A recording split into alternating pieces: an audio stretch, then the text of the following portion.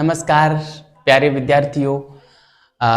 उत्तर वैदिक काल का सामाजिक जीवन हम पढ़ रहे थे और उसमें हमने गोत्र व्यवस्था देख ली थी और वर्ण व्यवस्था चल रही थी हमारी, है ना। वर्ण व्यवस्था की उत्पत्ति हमने देख ली थी और वर्ण व्यवस्था के कारण जो विवाह पद्धति में परिवर्तन आए और दो प्रकार के विवाह देखने को मिले वो हमने कल पढ़ लिए थे।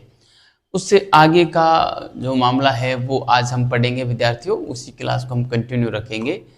पिछली क्लास मैंने कुछ कारणों की वजह से मैंने बीच में रोक दी थी, है ना। तो आज हम पढ़ेंगे उत्तर वैदिक काल का सामाजिक जीवन, है ना। विद्यार्थियों, एक और सूचना मैं दे दूं, वैसे मैं 2-3 दिन से लगातार दे ही रहा हूं, आज फिर कह रहा हूं कि कल आपका एक टेस्ट होगा संडे को, है ना। टेस्ट का जो पेपर और OMR सीट है मैं एक व्हाट्सएप ग्रुप पे शेयर करूंगा। आप उस व्हाट्सएप ग्रुप में वीडियो के डिस्क्रिप्शन में आपको वो ग्रुप का लिंक मिल जाएगा, वहाँ पे जाके और आप वो टेस्ट दे सकते हैं, या आप जो कॉर्नर में नंबर देख रहे हैं वो नंबर पे कॉलिंग या व्हाट्सएप करके भी आप उस ग्रुप में जुड़ सकते हैं, ठीक है। मुझे लगता है कि आपको टेस्ट ज़रूर देना चाहिए। ये टेस्ट तो एकदम फ्री होगा और उसके बाद आपको ज़रूर है जो पैसे देने पड़ेंगे, क्योंकि काफ़ी लंबी ये टेस्ट सीरीज होगी, साल भर से अधिक टेस्ट सीरीज चलेगी, क्योंकि जब तक लगभग एग्ज़ाम नहीं होगी तब तक हमारा जो है टेस्ट सीरीज चलाते रहेंगे। तो आप ज़रूर जुड़ें, आपको अवश्य फ़ायदा होगा, ठीक है। आप जो है इसे मेरी मार्केटिंग भी समझ सकते हैं, लेकिन जो भी है कम से कम आप लोगों का हित होगा, इतना मुझे पक्का भरोसा है ना। क्योंकि टेस्ट सीरीज मैं खुद बनाऊंगा और उस लेवल की बनाऊंगा कि आपको RPSC का जब आप पेपर देने जाओगे फर्स्ट ग्रेड का, तो वहाँ पे आपको किसी प्रकार की दिक्कत जो है नहीं आएगी, यदि आप पूरी ईमानदारी से टेस्ट यहाँ पे देते हो, ठीक है। तो चलिए बिना समय लगाए मैं यहाँ पे हेडिंग डाल देता हूँ, उत्तर वैदिक काल का सामाजिक जीवन, है ना। उत्तर वैदिक काल का सामाजिक जीवन, है ना। उत्तर वैदिक काल का सामाजिक जीवन हम पढ़ रहे थे विद्यार्थियों, और उसमें हम पढ़ रहे थे वर्ण व्यवस्था, है ना।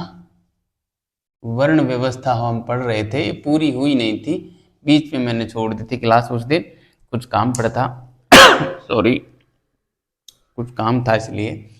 अब देखिए वर्ण व्यवस्था में हमने देख लिए थे विवाहों के प्रकार, देख लेते किस प्रकार से दो प्रकार की विवाह पद्धति प्रचलन में आई, एक सवर्ण विवाह एक असवर्ण विवाह। सवर्ण विवाह में भी दो प्रकार के विवाह होते थे, जिसमें अंतरजातीय विवाह और बहिर्विवाह होते थे, और जो दूसरे प्रकार का विवाह था असवर्ण विवाह, उसमें भी दो प्रकार के विवाह थे, अनुलोम विवाह और प्रतिलोम विवाह। अनुलोम विवाह को तो समाज की स्वीकृति प्राप्त थी, है ना, निंदनीय नहीं माना जाता था, और जो प्रतिलोम विवाह था उसे जो है निंदनीय माना जाता था, अस्वीकार्य विवाह था प्रतिलोम विवाह, ना। तो इतना हम पढ़ चुके थे। अब आगे हम पढ़ेंगे कि किस प्रकार से जो है और इन चारों वर्णों के बीच में और पर्याप्त मात्रा में अंतर था, भेद था, है ना।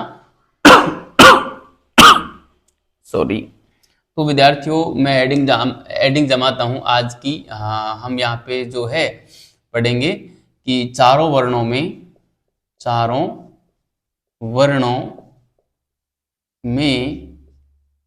पर्याप्त मात्रा में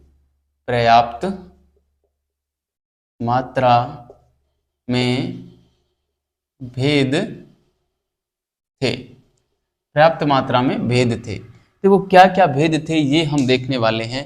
चारों वर्णों में जो है पर्याप्त मात्रा में हमें भेद नजर आते हैं, है ना। जैसे मैं बात करूं तो शतपथ ब्राह्मण में और चारों वर्णों के लिए अलग अलग कब्र और टीलों की बात की गई है ना। शतपथ ब्राह्मण में चारों वर्णों के लिए अलग अलग कब्र और टीलों की बात की गई है। इसके अलावा इनका जो यज्ञोपवीत संस्कार होता था वो भी चारों वर्णों का अलग अलग होता था, है ना।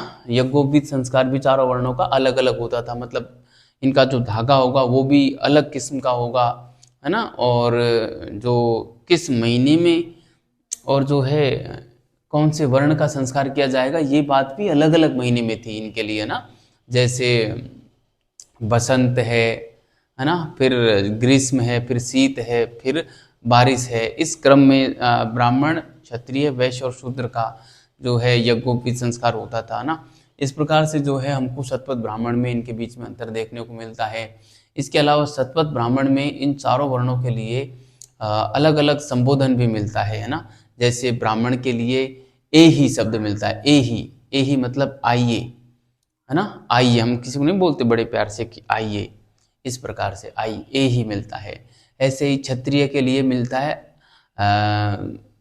ए ही आगही, क्षत्रिय के लिए मिलता है आगही, यानी कि आओ, है ना, थोड़ा सा आओ, जैसे हम बराबर वालों को बुलाते हैं आओ। जैसे देखो आइए, हम हमसे बड़े, हमसे जो कोई बड़ा होता है ना, उसको हम बड़े प्यार से सम्मान से बुलाते हैं आओ, आइए, बराबर वाले को आओ, है ना। और जैसे ए ही आगही आद्रव, आद्रव का मतलब होता है जल्दी आओ, है ना।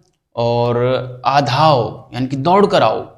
तो इस प्रकार से जो है चारों वर्णों के लिए, मतलब ए ही ब्राह्मण के लिए, आगही क्षत्रिय के लिए, आद्रव वैश्य के लिए मतलब जल्दी आओ, और आधाओ शूद्र के लिए मतलब दौड़ कर आओ। मतलब शूद्र को तो ऐसे बुलाया जाता है दौड़ के आओ, जल्दी आओ, मतलब इस प्रकार से, है ना। तो ऐसे ये इतना व्यापक परिवर्तन था, है ना। तो शतपथ ब्राह्मण के अनुसार क्या भेद थे, मैं यहाँ पे लिखना चाहूंगा। शतपथ ब्राह्मण के अनुसार भेद, है ना, यहाँ पे मैं लिखना चाहूंगा शतपथ ब्राह्मण ग्रंथ के अनुसार भेद। ठीक है, शतपथ ब्राह्मण के अनुसार क्या भेद थे विद्यार्थियों, तो सॉरी, शतपथ ब्राह्मण में लिखा है कि चारों वर्णों के लिए और कब्र और टीले भी अलग अलग होते थे, है ना। तो मैं यहाँ पे लिखना चाहूंगा पहला भेद कि चारों वर्णों के लिए अलग अलग कब्र व टीले होते थे, है ना। मतलब इनको जलाया भी एक जगह नहीं जाता था। कोई ब्राह्मण है तो उसके लिए अलग कब्र और टीला होगा, है ना। और मतलब अलग अलग जगह पे इनका होता था अंतिम संस्कार भी, है ना। इसके अलावा और हमें मिलता है कि अलग अलग समय में अलग अलग समय में यज्ञोपवीत संस्कार, यज्ञोपवीत संस्कार होता था, होता था।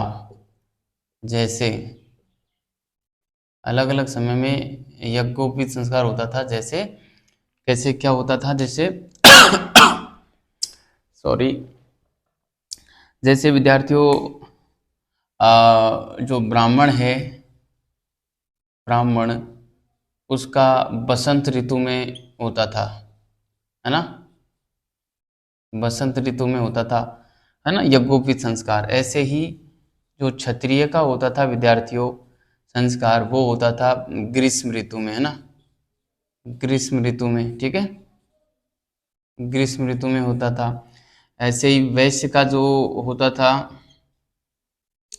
वैश्य का माना जाता है शीत ऋतु में, है ना, शीत में, शीत ऋतु में। ठीक है, और शूद्र का जो होता था वो होता था वर्षा ऋतु में, है ना, वर्षा ऋतु में। अब बताइए, इतना अंतर था। देखो, बसंत को सर्वश्रेष्ठ ऋतु माना जाता है ना, बसंत में बिल्कुल चारों ओर हरियाली होती है, फूल खिले रहते हैं, है ना। तो कई बार फिल्मों में भी आपने देखा होगा कि जब कोई अच्छा खुशी का माहौल हो तो एकदम हरियाली हरियाली दिखाई जाती है, फूल खिले हुए दिखाए जाते हैं, है ना। तो वो जो मौसम होता है वो उस मौसम में, और ब्राह्मण का जो है यज्ञोपवीत संस्कार होगा, है ना। सॉरी, ग्रीष्म ऋतु में क्षत्रिय का होगा, शीत में वैश्य का और वर्षा में, देखो वर्षा ऋतु में हिंदू धर्म में तो मांगलिक कार्य होते ही नहीं है। कहते हैं कि इस समय जो देवता हैं वो सो जाते हैं और उस समय में ही शूद्र का यज्ञोपवीत संस्कार होगा, ऐसी व्यवस्था जो है शतपथ ब्राह्मण में की गई है ना विद्यार्थियों। तो इस प्रकार की व्यवस्था थी, आप है जो इसे ध्यान रखें, कई बार ये सवाल जो है परीक्षा में पूछ लिया जाता है। ठीक है, अब इसके अलावा अब मैं बताऊं आपको ऐत्रेय ब्राह्मण जो ग्रंथ है, ऐत्रेय ब्राह्मण ग्रंथ, अभी तो इसी में एक बात और लिखेंगे, संबोधन भी इनके लिए अलग अलग होता था, है ना। तो मैं एक बात और लिखूंगा, शतपथ ब्राह्मण की ही एक बात है, तीसरे पॉइंट के रूप में मैं यहाँ पे लिख देता हूँ कि चारों वर्णों के लिए, चारों वर्णों के लिए अलग अलग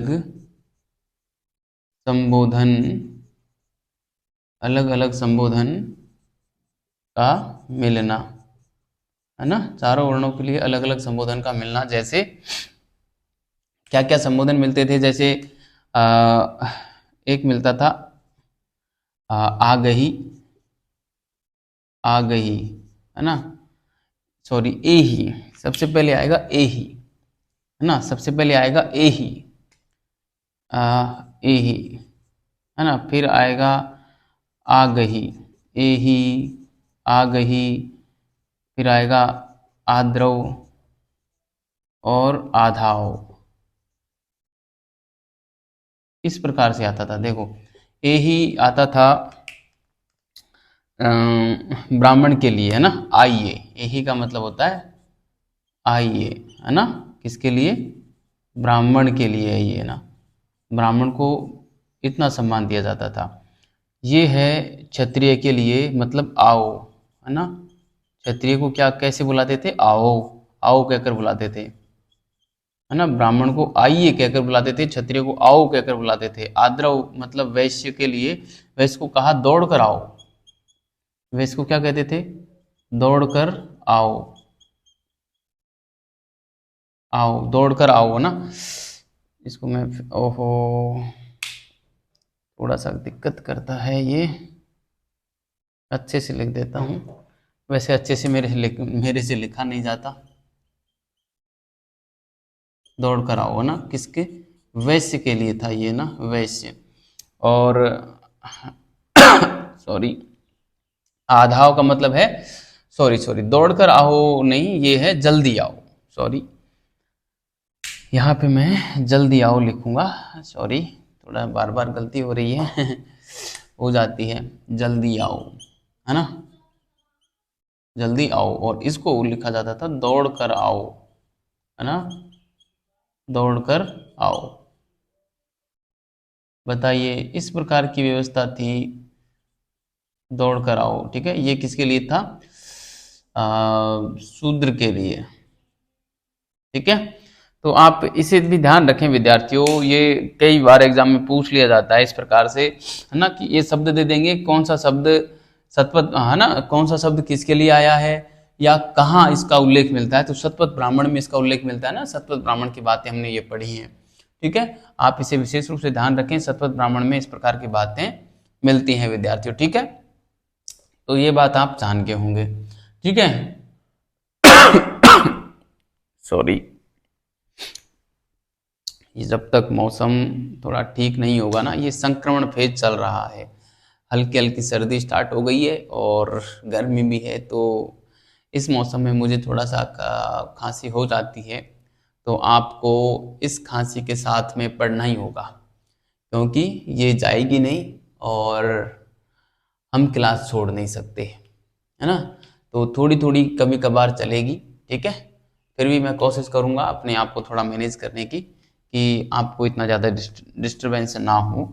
ठीक है, फिर भी चलो ये हो गया। ठीक है, इसके अलावा और भी भेद थे, वो क्या भेद थे वो सारे हम जानेंगे। देखो ऐत्रेय ब्राह्मण जो ग्रंथ है उसमें इन लोगों के लिए अलग अलग वर्णों के लिए और अलग अलग कर्तव्यों की बात की गई है ना, ऐत्रेय ब्राह्मण में।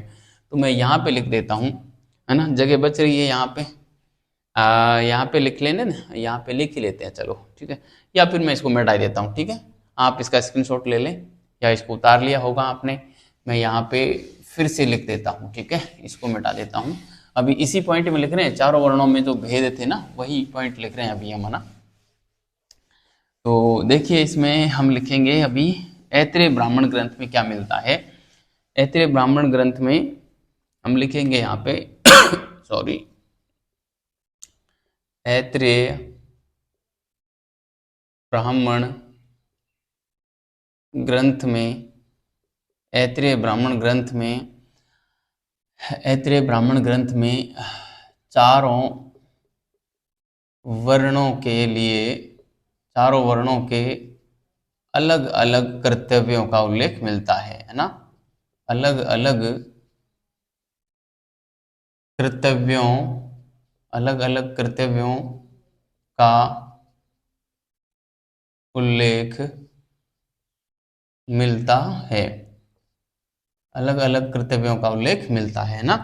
देखो चारों वर्णों में, चारों वर्णों के अलग अलग कर्तव्यों का उल्लेख मिलता है, तो कौन कौन से ये वर्ण हैं देखिए यहाँ पे, और उनके क्या क्या कार्य हैं।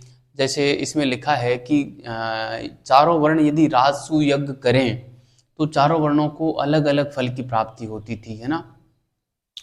जैसे जो ब्राह्मण था उसे तेज की प्राप्ति होगी, क्षत्रिय को वीर्य की प्राप्ति होगी, और वैश्य को प्रजनन की प्राप्ति होगी, और शूद्र को प्रतिष्ठा की प्राप्ति होगी, है ना। ये प्रकार की बात, ये बात मिलती है। तो मैं यहाँ पे लिखना चाहूँगा, है ना, यहाँ पे लिखना चाहूँगा कि जैसे ना इसमें लिखेंगे कि राजसूय यज्ञ करने पर, राजसूय यज्ञ करने पर अलग अलग फल की प्राप्ति, अलग अलग फल की प्राप्ति, है ना, होगी, अलग अलग फल की प्राप्ति होगी। कैसे, जैसे मैं यहाँ पे अब लिख सॉरी, यहाँ पे लिखना चाहूँ, जो अलग अलग फल होगा, जैसे ब्राह्मण है, ब्राह्मण है, इसको क्या मिलेगा, तेज, इसको तेज मिलेगा, तेज, है ना। तेज का मतलब ऐसे आपने कई बार कई ऐसे पुरुष देखे होंगे, पुरुष या महिला, मतलब जिनका चेहरा बिल्कुल बुढ़ापे में भी एकदम बहुत चमकदार होता है ना। तेज कितना है किसी पुरुष में, वो उसके चेहरे से पता चलता है कि उसके चेहरे में कितनी चमक है। देखो कलर व्यक्ति का कैसा भी हो, काला हो या गोरा हो, लेकिन चमक होना एक अलग बात है ना। कहते हैं कि एक सफेद वस्तु और एक काली वस्तु दोनों में ज्यादा चमकदार होती है काली वस्तु, है ना। इसलिए आप ये ना सोचें कि जो गोरे होते हैं वो तो वैसे ही चमकदार होते हैं। तेज काले लोगों में भी हो सकता है, गोरे लोगों में भी हो सकता है ना। तो तेज वो होता है, ठीक है, जो चेहरे पे दूर से दिखता है, एकदम बहुत चमक रहती है। कई कई तो इतने तेजस्वी होते हैं कि जिनसे हम नजर नहीं मिला सकते। आपने कई बार देखा होगा, कोई महान, कोई ऋषि मुनि से कभी आपकी भेंट हो जाए तो कभी उसकी नज़र से नज़र मिलाकर देखना। आप 5 सेकंड 10 सेकंड से ज़्यादा नज़र नहीं मिला सकते, क्योंकि उनके तेज का प्रभाव इतना होता है कि हमारी नज़रों को नीचे झुका देता है। हम देख ही नहीं सकते, उसके सामने टिक ही नहीं सकते। और यदि हमारा भी तेज उतना ही है, हमने हमारे तेज का क्षय नहीं किया है, नाश नहीं किया है, तो हम उनसे नज़र से नज़र मिलाकर बात कर सकते हैं।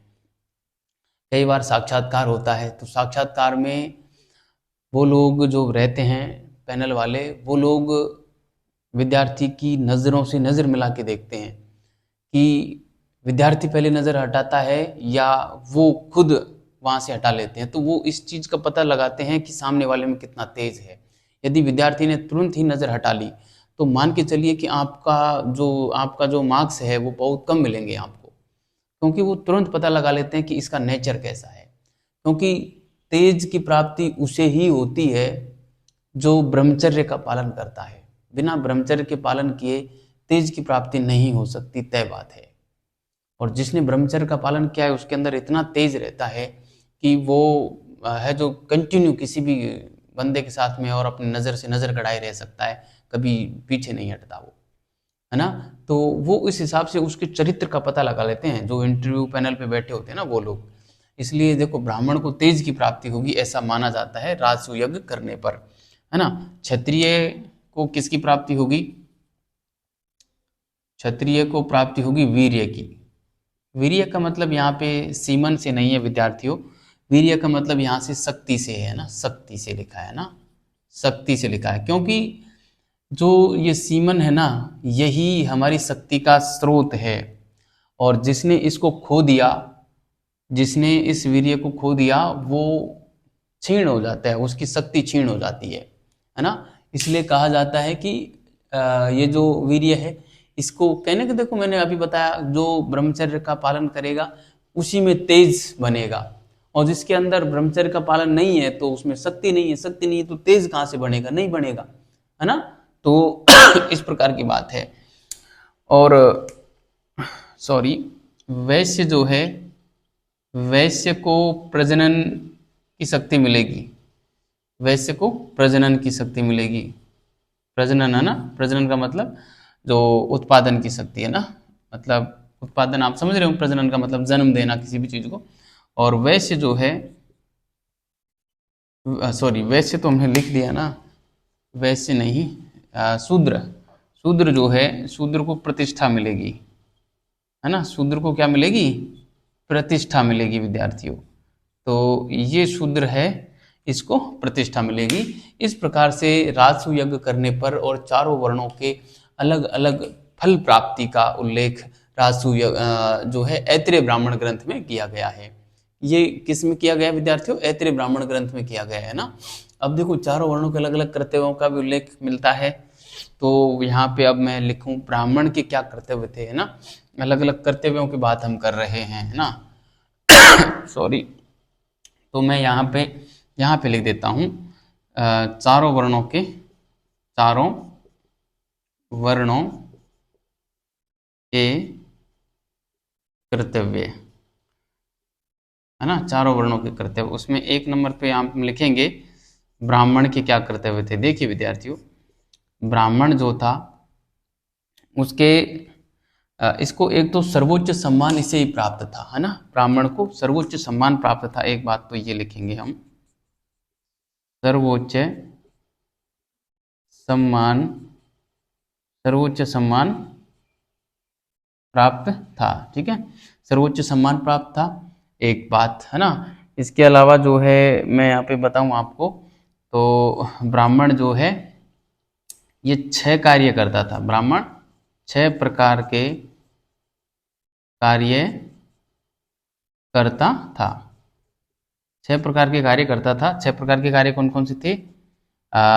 यज्ञ करना और यज्ञ करवाना, है ना, यज्ञ करना और यज्ञ करवाना। इसके अलावा दान, दान देना और दान लेना, है ना, और ज्ञान देना और ज्ञान लेना, यानी कि अध्ययन और अध्यापन, है ना। सॉरी, ज्ञान देना व ज्ञान लेना, मतलब इसका मतलब होता है अध्ययन और अध्यापन, अध्ययन व अध्यापन, है ना, ये वाली बात हो जाती है भैया। ये थे ब्राह्मण में ना। और ब्राह्मण को जो है कई सारे नाम मिलते हैं ब्राह्मण के लिए, जैसे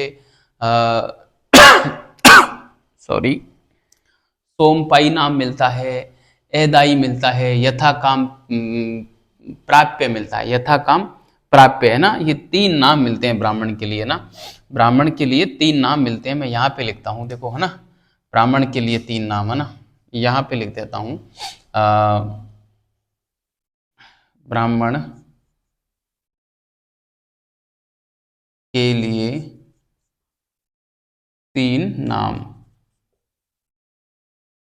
3 नाम ऐसे नहीं है ना, 3 नाम। देखो इसमें एक मिलता है, जैसे इसको एदाई कहा गया है, एदाई, एदाई का मतलब होता है कर न देने वाला, कर न देने वाला, ना, ब्राह्मण कर नहीं देता था।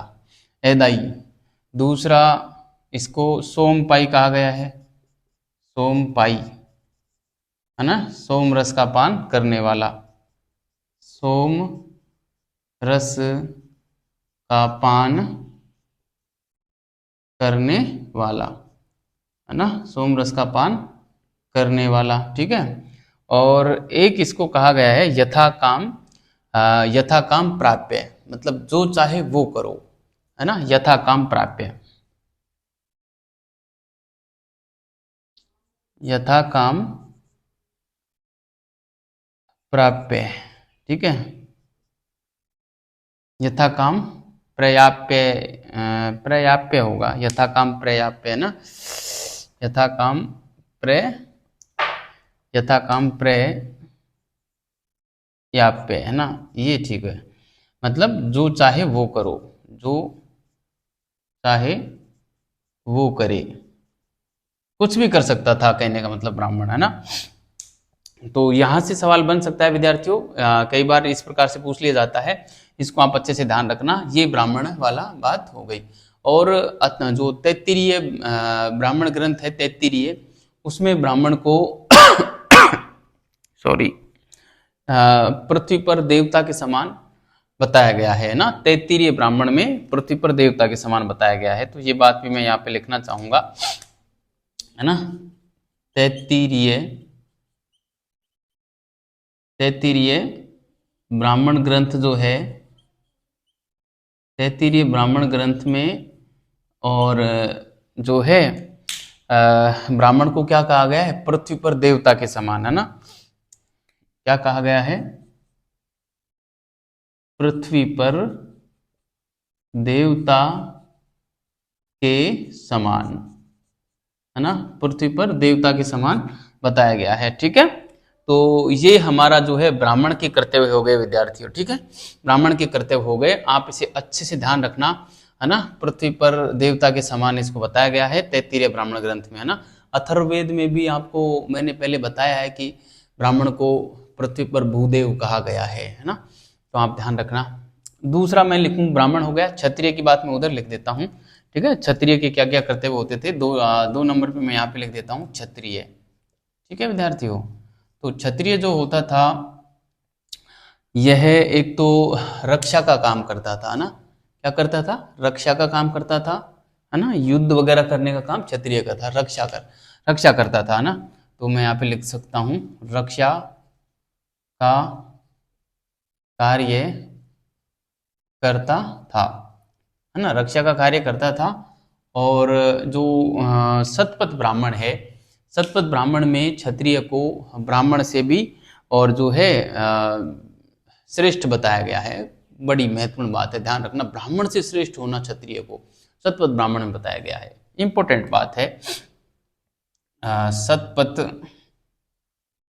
सतपथ ब्राह्मण में, सतपथ ब्राह्मण ग्रंथ में ना, मैं सतपथ ब्राह्मण बोलूं तो ऐसे कोई व्यक्ति का नाम मत समझना, सतपथ ब्राह्मण का मतलब सतपथ ब्राह्मण एक ग्रंथ है ना, सतपथ ब्राह्मण ग्रंथ में क्षत्रिय को ब्राह्मण से श्रेष्ठ बताया गया है ना, ब्राह्मण से श्रेष्ठ बताया गया है, ठीक है, हाँ सॉरी, ये रक्षा का काम करता था और सतपथ ब्राह्मण ग्रंथ में क्षत्रिय को ब्राह्मण से श्रेष्ठ बताया गया है, बस इतना मामला है। कर वगैरह ये भी नहीं देता था, है ना, कर ये भी नहीं देता था, ठीक है। तीसरे नंबर पे मैं लिखूंगा वैश्य, है ना, वैश्य जो है विद्यार्थियों, इसके ऊपर जिम्मेदारी थी, एक तो यह उत्पादन कार्य करता था, यानी कृषि वगैरह काम यही करता था, है ना, और जो है व्यापार वाणिज्य भी यही करता था, और कर देने वाला वर्ग भी यही था, वैश्य वर्ग, है ना, इसलिए इसे जो है अनस्य बलिकृत कहा गया है, कर देने वाला, और अनस्य आद्य भी कहा गया है कि अन्न देने वाला, भोजन देने वाला, है ना, अनस्य आद्य, है ना, भोजन देने वाला भी इसको कहा गया है, ठीक है, वैश्य को कहा गया है। तो ये बात मैं वैश्य में लिख देता हूँ विद्यार्थियों। एक तो हम लिखेंगे वैश्य के लिए क्या लिखेंगे कि खाद्यान्न उत्पादन करता था, खाद्यान्न उत्पादन करता था, है ना, मतलब उत्पादन का काम करता था, ये खाद्यान्न का सारे उत्पादन काम करता था। इसके अलावा व्यापार वाणिज्य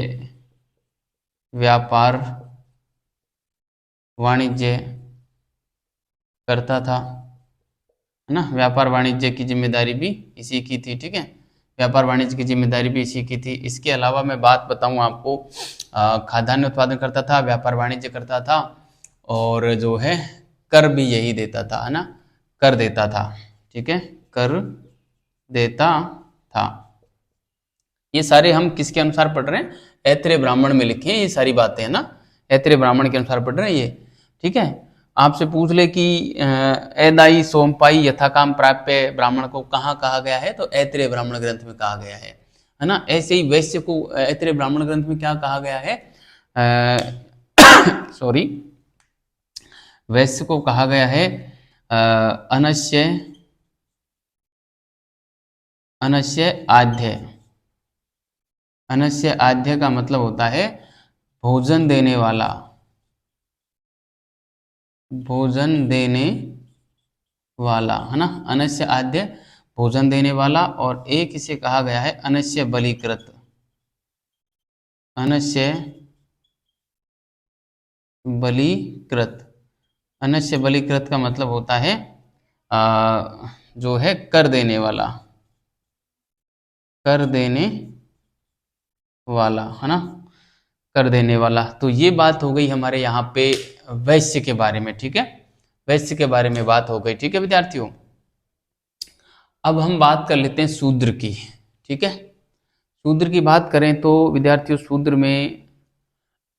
शूद्र को एक ही काम था शूद्र का, उक्त ये जो तीनों वर्ण हैं, ब्राह्मण क्षत्रिय वैश्य, इन तीनों वर्गों की सेवा करने का काम था, है ना। इसलिए इसको जो है शूद्र को जो है द्विजाति सुस्त्रासु कहा गया है ना, द्विजाति सुस्त्रास या सुस्त्रासु कहा गया है, क्योंकि यह तीनों वर्णों की जिसको हम द्विज वर्ग में रखते हैं, द्विजों की सेवा करने का काम शूद्रों का था, ठीक है। सॉरी, तो मैं यहाँ पे लिख देता हूँ शूद्रों के क्या काम थे, चौथे पॉइंट के रूप में मैं यहाँ पे लिखूँ शूद्र, ठीक है। तो शूद्र का काम था द्विजों की, द्विजों में आप समझ ही गए होंगे, तीनों वर्ण आते हैं, ब्राह्मण क्षत्रिय और वैश्य, है ना, ब्राह्मण क्षत्रिय और वैश्य, ठीक है। द्विजों की सेवा करना, द्विजों की सेवा करना सॉरी, द्विजों की सेवा करना जो है शूद्र का प्रमुख उद्देश्य था, है ना, इसलिए इसको द्विजाति सुस्त्रास कहा जाता था, है ना, इसलिए इसे द्विजाति द्विजाति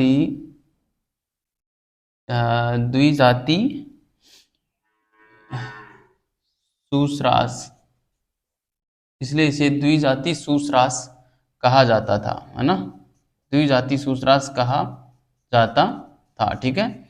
इसलिए इसे द्विजाति सुस्रास कहा जाता था। आप इसे जो है अच्छे से ध्यान रखना, द्विजाति सुस्रास को, ठीक है। ये बात आप अच्छे से ध्यान रखना, द्विजाति सुस्रास कहा जाता था, ठीक है। इसके अलावा इसे और क्या क्या कहा जाता था, मैं इसको थोड़ा सा मिटा देता हूँ, ठीक है, यहाँ पे आएगा नहीं, ठीक है।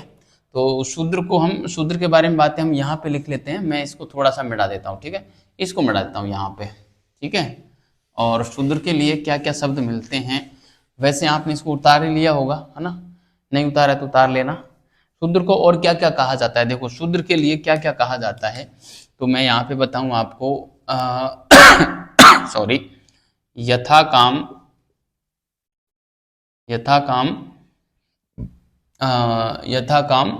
वध्य, यथा काम वध्य, है ना। जब चाहो वध करो, है ना। बताइए, जब चाहो वध करो, ऐसा यहाँ पे लिखा मिलता है। जब चाहो वध करो, जब चाहो वध करो, मतलब जब चाहो तब मार दो, कोई फर्क नहीं पड़ा। बताइए, इसके अलावा इनके लिए यथा काम प्रेप्य, ये क्या मिलता है? यथा काम प्रेप्य, है ना। मतलब जो चाहो वो करवा लो, शूद्रों से जो आप चाहते हो वो करवा सकते हो। बताइए, बेचारों की कोई कद्र नहीं थी। जो चाहो, जो चाहो वो करवाओ, है ना। आप जो चाहते हो वो करवा सकते हो, मतलब तीनों वर्णों में के व्यक्ति जो चाहते थे वो शूद्रों से करवाते थे ये लोग, है ना। जो चाहो वो करवाओ, ठीक है। सॉरी। इसके अलावा एक शब्द मिलता है कामोत्थापाय, कामोत्था कामोत्थापाय, कामो कामोत्थापाय। कामोत्थापाय का मतलब होता है जब चाहो काम से हटा दो, मतलब आपने कभी भी काम पे लगा रखा है, आप कभी भी इसको हटा सकते हो। जब चाहो काम से हटाओ, है ना। बताइए, जब चाहो काम से हटाओ। जब चाहो काम से हटाओ, है ना। जब चाहो काम से हटाओ, ठीक है। इस प्रकार से जो है मतलब कोई इज्जत ही नहीं थी बेचारे की। जब चाहो काम से हटा दो, बताइए, कोई मतलब ही नहीं है। जब चाहो काम से हटाओ, यथा काम प्राप्य प्रेयाप्य, यथा काम प्रेयप्य, जो जो चाहो वो जो चाहो वो करवाओ, ठीक है। यथा काम वध्य, जब चाहो वध कर दो, मतलब कोई मतलब ही नहीं है, ठीक है। और इसके अलावा जो है ये हमने लिख ही लिया है ना, द्विजाति सुश्रासु, है ना। और ये सारे नाम इसके लिए, शूद्र के लिए मिलते हैं। शूद्र को उपनयन संस्कार और जो है ये इसका नहीं होता था, है ना। मतलब उपनयन संस्कार नहीं होता था, शूद्र का भी नहीं होता था, और जो है स्त्री का भी उपनयन संस्कार यहाँ पे नहीं होता था। स्त्री का भी जो है ब्रह्मचर्य आश्रम में नहीं जा सकती थी ना, बिल्कुल, तो उपनयन संस्कार भी नहीं होता था। हाँ, स्त्री और शूद्र दोनों का उपनयन संस्कार नहीं होता था इस काल में आते आते, क्योंकि इनको है जो गृहस्थ आश्रम, सॉरी, ब्रह्मचर्य आश्रम में जाने की इजाजत नहीं थी बेचारों को, है ना। स्त्री भी नहीं जाती थी ब्रह्मचर्य आश्रम में, तो उस हिसाब से ब्रह्मचर्य आश्रम में नहीं जाती थी, तो जो है उपनयन संस्कार भी इनका नहीं हो पाता था। इसको एक नाम और मिलता है अनस्य प्रेयस्य, है ना। अनस्य प्रेयस्य, अनस्य प्रेयस्य। अनस्य प्रेयस्य का मतलब होता है सेवक, मतलब सेवक ही था ये एक तरीके से, और कुछ नहीं था इनके पास, ठीक है। तो ये विद्यार्थियों, आप इसको उतारें, आप इसको स्क्रीनशॉट ले लें, और यहाँ से जो है सवाल बन सकता है कि शूद्र को क्या कहा जाता था। ये सारे नाम जो हैं इनको आप ध्यान रखना, ये सारे नाम जितने भी दे रखे हैं ना, ये पूरा मैटर जो मैंने ये पढ़ाया है, ये लिख रखा है, ये ऐत्रेय ब्राह्मण के अनुसार है ना। बार बार मुझे लिखने की आवश्यकता नहीं है, मैंने एक ही बार लिख दिया कि ऐत्रेय ब्राह्मण ग्रंथ में चारों वर्णों के अलग अलग कर्तव्यों को उल्लेख मिलता है, और क्या क्या नाम हैं, उनके कर्म के आधार पर ये नाम पड़े हुए हैं। तो ये आप विद्यार्थियों अच्छे से आप इसको उतार लीजिए, ठीक है। और मुझे लगता है आपने उतार भी लिया होगा। अब मैं इसको मिटा रहा हूँ, और अब हम बढ़ते हैं। ये तो हमारे चारों वर्ण हो गए विद्यार्थियों, अब हम आते हैं आश्रम व्यवस्था की ओर, ठीक है। शूद्रों में एक बात और मैं लिख देता हूँ कि इनका उपनयन संस्कार नहीं होता था, ठीक है। उपनयन संस्कार जो है नहीं होता था, है ना। सॉरी। शूद्रों का शूद्रों का उपनयन संस्कार नहीं होता था, नहीं होता था, है ना। यज्ञ करने की भी इजाजत नहीं थी, यज्ञ करने की भी अनुमति नहीं थी, है ना, यज्ञ करने की भी अनुमति नहीं थी। ठीक है, तो ये बात थी विद्यार्थियों। अब हम आते हैं, अब इसको आप स्क्रीनशॉट ले लें, उतार लें। अब हम आते हैं आश्रम व्यवस्था की ओर, आश्रम व्यवस्था और पढ़ लेते हैं। अभी हमारे पास टाइम है, चलो थोड़ा सा और पढ़ लेते हैं आश्रम व्यवस्था को। वैसे तो काफ़ी महत्वपूर्ण है, लेकिन जो है आश्रम व्यवस्था को हम पढ़ लेते हैं। आज की क्लास थोड़ी बड़ी हो जाएगी, कोई दिक्कत नहीं है, पिछली क्लास हमने थोड़ी छोटी रख ली थी, तो उसकी पूर्ति हम यहाँ कर देते हैं। ठीक है, तो वर्ण व्यवस्था हो गई विद्यार्थियों। अब आश्रम व्यवस्था की ओर आते हैं और थोड़ा सा जल्दी इसको करते हैं ताकि क्लास को अपलोड करने में मेरे को दिक्कत नहीं होगी, क्योंकि क्लास बड़ी हो जाती है तो अपलोड करने में समस्याएं आती हैं, टेक्निकल प्रॉब्लम हो जाती है फिर, है ना। तो मैं हेडिंग डालता हूँ आश्रम व्यवस्था। आश्रम व्यवस्था, ठीक है विद्यार्थियों। आश्रम व्यवस्था देखो, पहले तो क्यों आई आश्रम व्यवस्था, क्या है आश्रम व्यवस्था। हमारे ऋषि महर्षियों ने सॉरी, जो हमारे ऋषि महर्षि थे प्राचीन काल में, उन्होंने क्या किया कि मानव को अपनी जिंदगी जीने में सुविधा हो और किस उम्र में यह क्या करे, ये तय करने के लिए उसने आश्रम व्यवस्था बनाई। क्योंकि हर बार प्रत्येक व्यक्ति आके पूछे, क्योंकि ऋषि महर्षियों से पूछते थे कि साहब क्या करें क्या करें क्या करें। जिस प्रकार वर्तमान में हम एक छोटा बच्चा जो होता है उसके बारे में, उसके भविष्य को लेकर लगातार टीचरों से जो पूछते रहते हैं कि सर इसको क्या करवाएं, आईआईटी करवाएं, एमबीबीएस करवाएं, या जो है बीए करवा के और जो है यूपीएससी की तरफ ले जाएं, या कोई फोर्थ क्लास कोई अन्य जो भी है सब पूछते हैं। तो उस प्रकार से वहाँ भी उस जमाने में भी ऐसा रहता होगा। तो फिर ऋषि महर्षियों ने क्या किया कि कम से कम एक निश्चित ढांचा तैयार किया और मनुष्य के पूरे जीवन काल को 100 साल का मानते हुए एक आदर्श एक आयु तय कर ली कि 100 वर्ष मनुष्य जीता है, और उसको 4 भागों में प्रमुख रूप से बांट दिया। उसमें ये था कि प्रथम 25 वर्ष को ब्रह्मचर्य आश्रम में रखा और उसमें उसके कर्तव्य फिक्स कर दिए, है ना। इसमें केवल धर्म रूपी जो पुरुषार्थ है उसी की प्राप्ति होगी। उसके बाद वो गृहस्थ आश्रम में प्रवेश करेगा, जिसमें वो अर्थ व काम रूपी 2 पुरुषार्थों की प्राप्ति करेगा, और 25 साल तक वो पद इसमें रहेगा, मतलब चारों में 25-25 साल रहेगा, है ना। यानी कि 25 साल की उम्र हो जाने तक वो ब्रह्मचर्य में रहेगा, 25 से 50 तक वो गृहस्थ में रहेगा। उसके बाद वो जो है वानप्रस्थ आश्रम में चला जाएगा, 25 मतलब 50 से 75 की उम्र के बीच में। तो ये जो काल है इसमें मानव जो है वो घर गृहस्थी का त्याग कर और वन की ओर गमन करेगा, मतलब अपने आप को जो है इस सांसारिक मोह माया से दूर करना प्रारंभ कर देगा और वेदों का अध्ययन करने लगेगा, कठोर जो है अपनी नियमावली अपनाएगा, है ना। इस प्रकार से वो है वो वानप्रस्थ आश्रम में करेगा और अंत में जाके वो संन्यास आश्रम में चला जाएगा 75 उम्र के बाद, और उसमें अपने आप को मृत्यु के लिए तैयार करेगा कि बस जो है मुझे जो कर्म करने थे वो मैंने सारे कर्म कर लिए, अब कर्म मुझे नहीं करने हैं।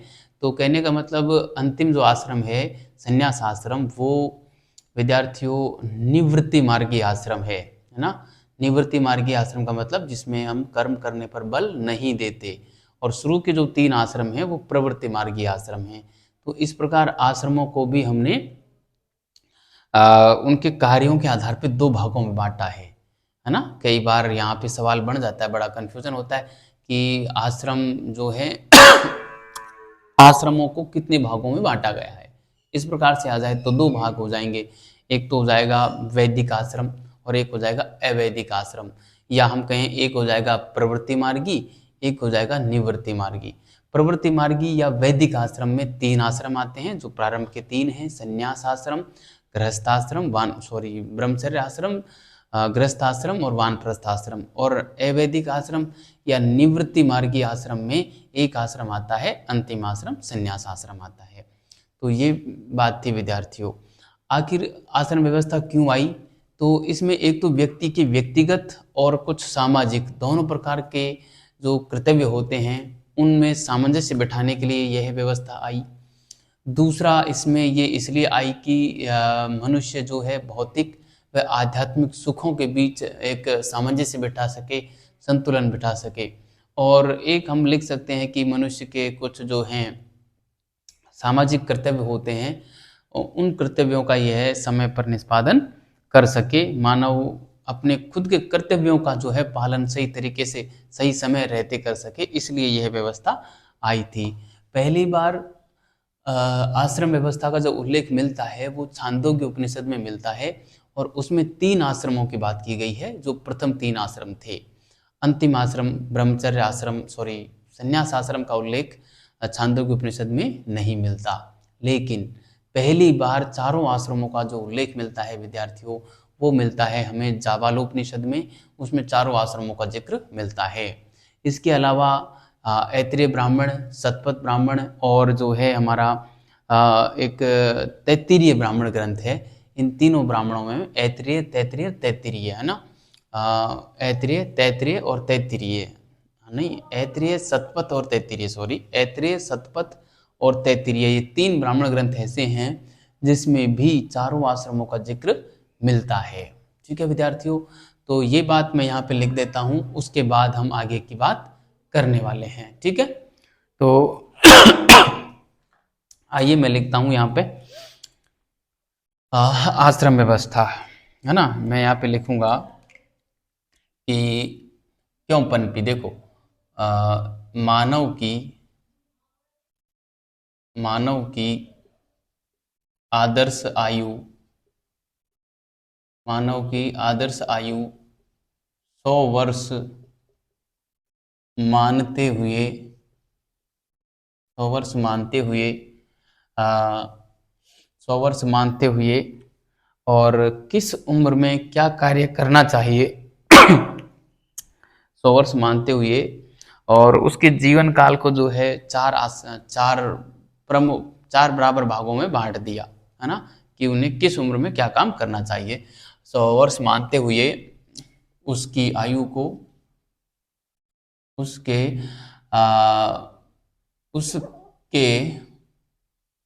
जीवन को, उसके जीवन को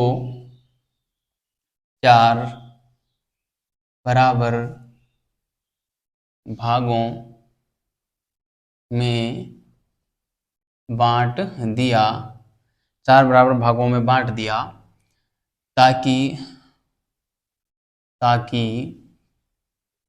वह अपने कर्तव्यों का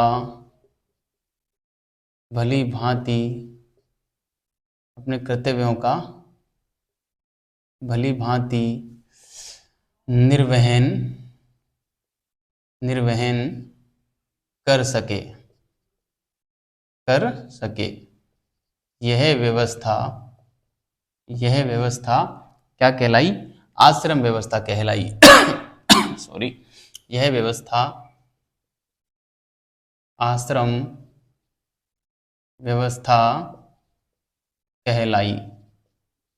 यह व्यवस्था आश्रम व्यवस्था कहलाई। ठीक है, यह व्यवस्था क्या कहलाई? आश्रम व्यवस्था कहलाई।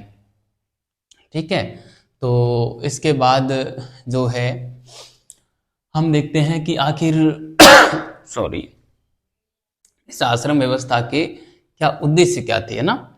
आश्रम व्यवस्था के उद्देश्य सॉरी, आश्रम व्यवस्था के उद्देश्य, है ना। आश्रम व्यवस्था के उद्देश्य क्या थे, इसमें विद्यार्थियों में लिखना चाहूँगा, यहाँ पे 1 नंबर पे लिखूँ मैं सबसे पहले, तो हम यहाँ पे लिख सकते हैं कि मानव के भौतिक व आध्यात्मिक सुखों के मध्य, मानव के भौतिक व आध्यात्मिक सुखों के मध्य सामंजस्य सामंजस्य बिठाने हेतु, है ना। मानव के भौतिक व आध्यात्मिक सुखों के मध्य सामंजस्य बिठाने हेतु। ठीक है, एक बात हो गई ये। दूसरी बात है विद्यार्थियों, यहाँ पे हम करें तो दूसरी बात हो जाएगी हमारी कि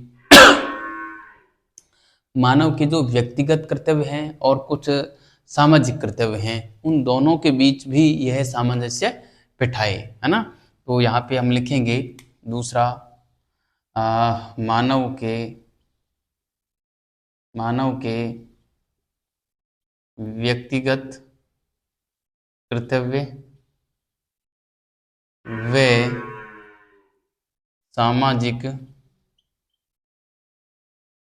सामाजिक कर्तव्यों के मध्य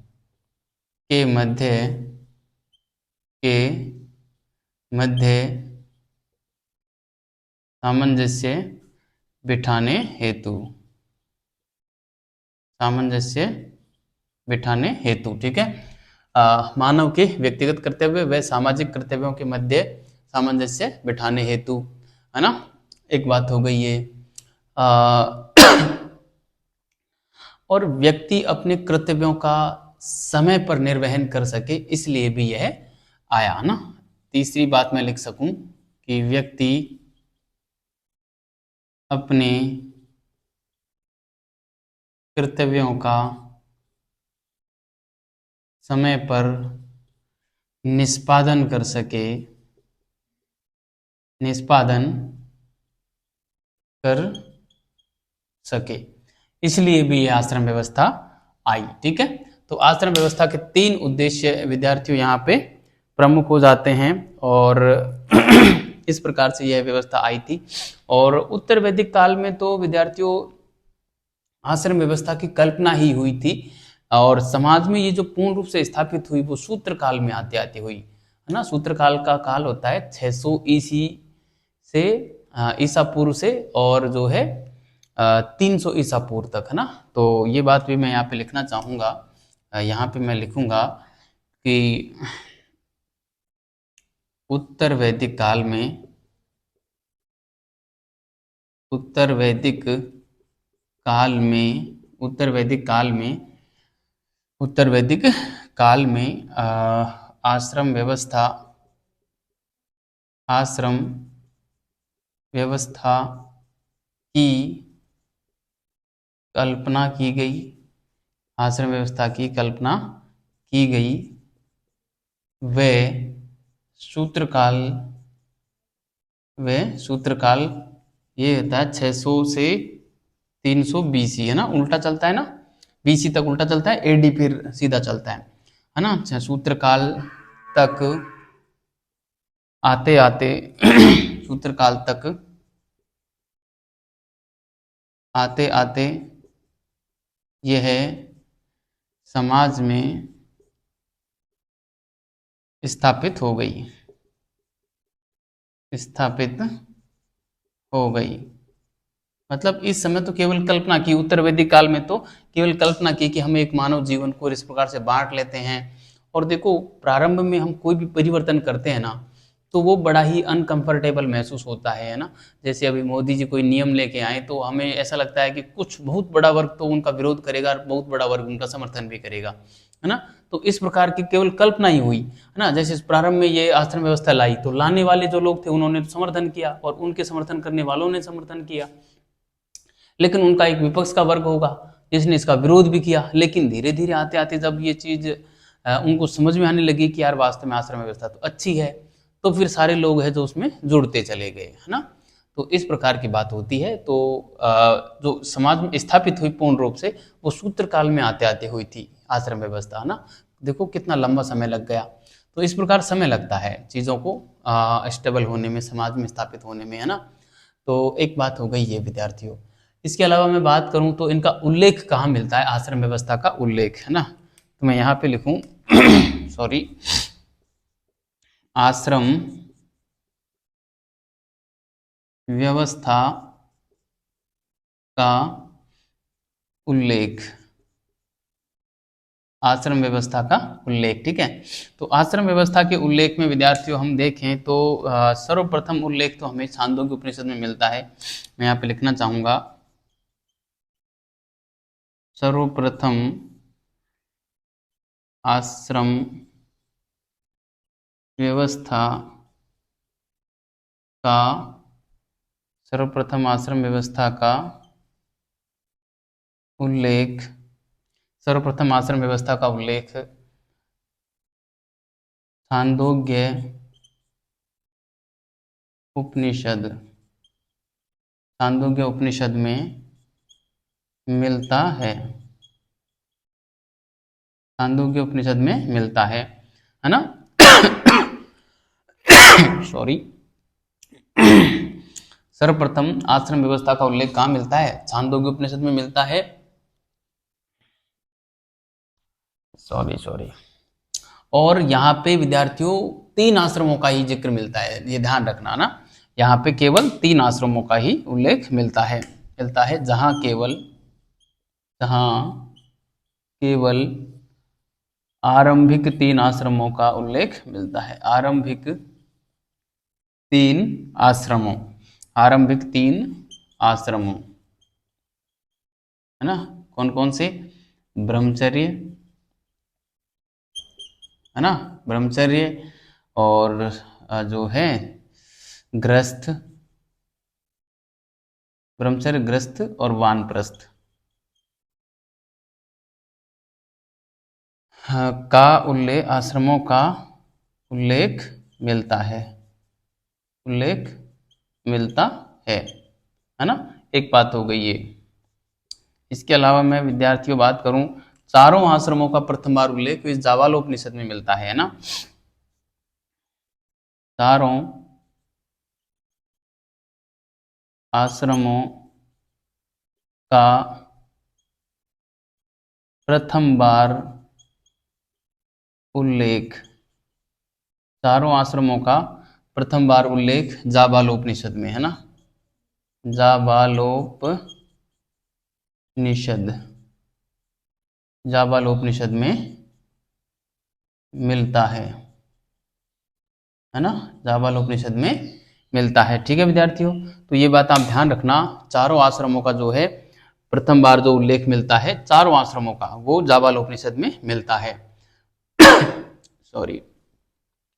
इसके अलावा आश्रमों का उल्लेख, चारों आश्रमों का उल्लेख हमें अन्य ग्रंथों से भी मिलता है ना। उसमें हम यहाँ पे लिखेंगे ऐत्रेय ब्राह्मण ग्रंथ, इसके अलावा, है ना, ऐत्रेय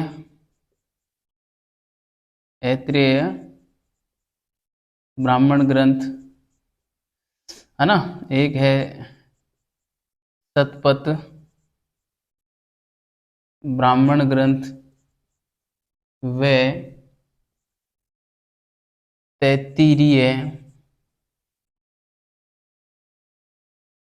ब्राह्मण ग्रंथ, तैत्तिरीय ब्राह्मण ग्रंथ से भी चारों आश्रमों की जानकारी मिलती है, चारों आश्रमों की जानकारी